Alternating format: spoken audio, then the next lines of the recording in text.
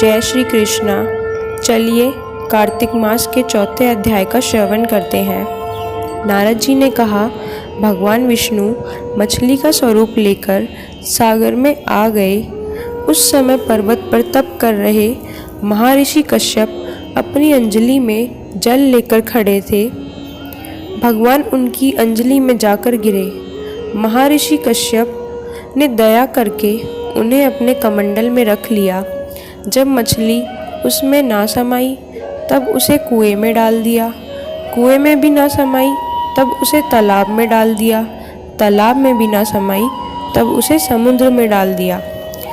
तब मत्स्य रूपधारी भगवान विष्णु ने शंकासुर का वध किया और शंकासुर को हाथ में दबाकर बाहर आ गए। वहाँ उन्होंने सब ऋषियों को बुलाकर कहा, जल के भीतर बिखरे हुए वेद मंत्रों की खोज करो। तब तक मैं देवताओं के साथ प्रयाग में निवास करता हूँ। नारद जी बोले, तब ऋषियों ने उन बीज मंत्रों का उद्धार किया। उन ऋषियों में से जिसने भी जो निकाला वह सब उन्हीं ऋषियों के नाम से प्रसिद्ध हुए। फिर सभी ऋषि प्रयाग पहुँचे और प्राप्त किए बीज मंत्र भगवान विष्णु को अर्पण किए। सब बीज मंत्रों को पाकर ब्रह्मा जी बड़े प्रसन्न हुए। उन्होंने देवताओं और ऋषियों के साथ प्रयाग में यज्ञ किया। यज्ञ समाप्त होने पर सब देवताओं ने भगवान विष्णु से निवेदन किया, हे देव जगन्नाथ, इस स्थान पर ब्रह्मा जी ने खोए हुए बीज मंत्रों पुनः प्राप्त किया। यह स्थान पृथ्वी पर सबसे श्रेष्ठ होगा तथा मोक्ष प्रदान करने वाला हो। साथ ही यह समय भी महापापियों की शुद्धि करने वाला हो तथा इस स्थान पर दिए गए दान को अक्षय बना देने वाला हो। हे प्रभु, ऐसे हमें वर दीजिए। भगवान विष्णु बोले, देवतागण, तुमने जो कुछ कहा है वह मुझे स्वीकार है। अर्थात तुम्हारी इच्छा पूर्ण हो। आज से यह स्थान ब्रह्म क्षेत्र के नाम से प्रसिद्ध होगा। सूर्यवंश में उत्पन्न राजा भागीरथ यहाँ से गंगा को लेने आएंगे और वह यहाँ सूर्य कन्या यमुना से मिलेगी। ब्रह्मा जी और तुम सभी देवता मेरे साथ यहाँ निवास करो। आज से यह तीर्थराज के नाम से प्रसिद्ध होगा। तीर्थराज के दर्शन से तत्काल सब पाप नष्ट हो जाएंगे। जब सूर्य मकर राशि में स्थित होंगे तब उस समय मनुष्य के सभी पापों का यहाँ नाश होगा। भगवान विष्णु ऐसा कहकर ब्रह्मा जी के साथ वहीं अंतर्ध्यान हो गए। तत्पश्चात इंद्र आदि सभी देवता अपने अंश से प्रयाग में रहते हुए वहाँ से अंतर्ध्यान हो गए। जो मनुष्य कार्तिक मास में तुलसी जी की जड़ के समीप भगवान हरि का पूजन करते हैं वह इस लोक में सब भोगों का उपभोग करते हैं तथा अंत में वैकुंठ धाम को प्राप्त होते हैं। इस प्रकार चौथा अध्याय पूरा हुआ। जय श्री कृष्णा। चलिए अब श्रवण करते हैं कार्तिक महात्म्य 5वां अध्याय। राजा पृथु बोले, हे नारद जी, आपने मुझे कार्तिक महाफल के बारे में बताया है तथा स्नान का बताया है।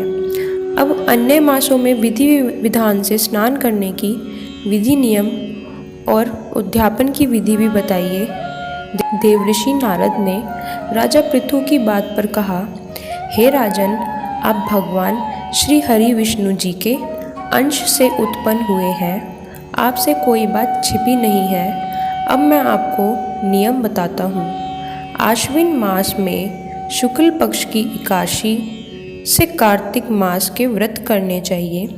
ब्रह्म मुहूर्त में उठकर शौच आदि से निर्मित होकर अपने मुख को शुद्ध करना चाहिए। जो मलमूत्र द्वारा शरीर की शुद्धि तथा मुख शुद्ध नहीं करते हैं उनके मंत्र उच्चारणों का कोई फल नहीं मिलता है। इसलिए दातून करना उचित है। दातून लाते समय वृक्ष से कहें, हे वनस्पति, हमको आयु, बल, यश, संतान, वेद पाठ की शक्ति और बुद्धि दो।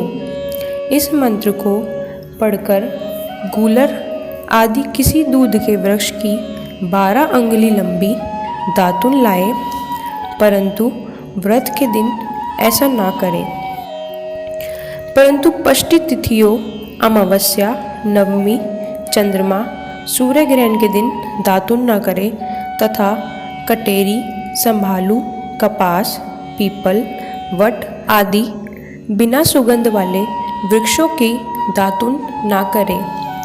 स्नान आदि करके फूल माला, चंदन और पान आदि पूजा की सामग्री लेकर श्रद्धा और भक्ति भाव से भगवान विष्णु और शिव के मंदिर जाएं और भगवान की स्तुति करके नमस्कार करें तथा भजन कीर्तन करें। जैसे सतयुग में तप, यज्ञ, दान से भगवान प्रसन्न होते थे, उसी प्रकार कलयुग में भक्ति पूर्वक भजन कीर्तन करने से भी सतयुग में किए गए जप, तप, यज्ञ के समान ही फल मिलता है। नारद जी ने राजा पृथु से कहा, हे राजन, एक बार मैंने भगवान हरि से पूछा, हे प्रभु, आप सबसे अधिक कहाँ निवास करते हो?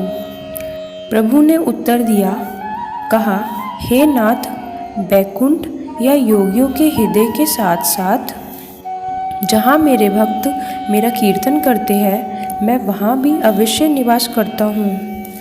इसके बाद नारद जी बताते हैं, सीरस, धतूरा, कनेर, मल्लिका, सेमर, आँख, कनेर के फूल तथा अक्षतों से भगवान विष्णु की पूजा नहीं करनी चाहिए।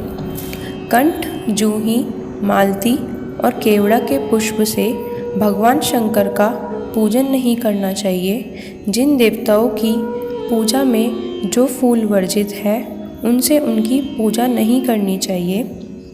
पूजन समाप्ति के बाद भगवान से क्षमा प्रार्थना जरूर करनी चाहिए। हे सुरेश्वर, हे देवती देव, ना मैं मंत्र जानती हूँ, ना मैं क्रिया, मैं भक्ति से भी हीन हूँ। मैंने जैसे भी आपकी पूजा की है, कृपा करके उसे स्वीकार करें और मेरी मनोकामना पूर्ण करें। श्री हरि विष्णु जी से प्रार्थना करने के बाद भगवान को प्रणाम करना चाहिए, कीर्तन करना चाहिए तथा कथा सुननी चाहिए। जो मनुष्य विधि के अनुसार कार्तिक मास का अनुष्ठान करते हैं, वह जगत के सभी सुखों को भोगते हैं तथा अंत में मुक्ति प्राप्त करते हैं। कार्तिक महात्म्य का 5वां अध्याय पूर्ण हुआ। जय श्री कृष्ण।